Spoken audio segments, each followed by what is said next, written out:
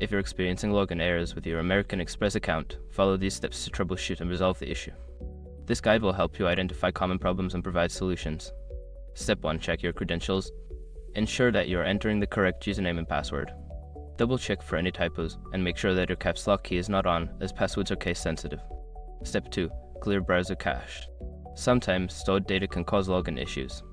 Clear your browser's cache and cookies, then restart the browser and try logging in again. Step 3. Update your browser.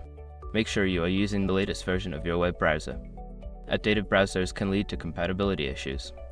Update your browser and attempt to log in once more. Step 4. Disable browser extensions.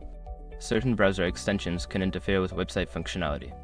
Temporarily disable any extensions or try using a different browser to see if that resolves the login error. Step 5. Contact customer support. If you have tried all the above steps and are still unable to log in, reach out to American Express customer support for assistance. They can help you troubleshoot further or reset your account if necessary. By following these steps, you should be able to resolve any login errors you encounter. If problems persist, don't hesitate to seek help from customer support.